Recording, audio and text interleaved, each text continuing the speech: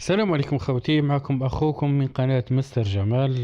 بالنسبة لمنحة المرأة الماكثة في البيت اللي عم يحكوا عليها 800 ألف حسب ما قالوا صالح الوزير.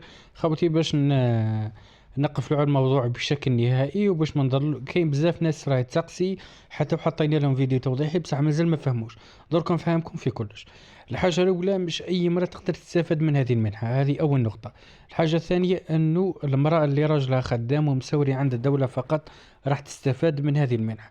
الحاجة الأخرى أنه ما يمدوها لهاش وعادها، راح تكون ديك الشهرية ولا ذيك المنحة تكون تابعة للشهرية تاع راجلها.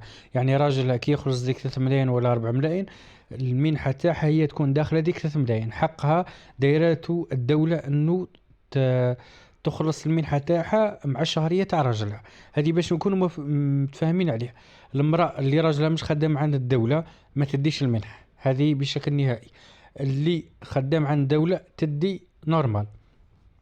بالنسبة شحال تدي 800 ولا 80 ألف ولا 800 دينار، كل واحد كيف راه يقول. حاليا راهي 800 دينار يعني 80 ألف. هذه هي بحكاية 800 ألف اليوم قالوا يزيدوها وكامل. مجرد اقتراح من نائب والوزير رد عليه فقط.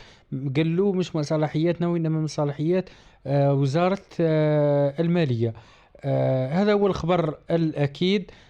أي حاجة المفروض فهمناكم في كامل النقاط، في كامل الأسئلة.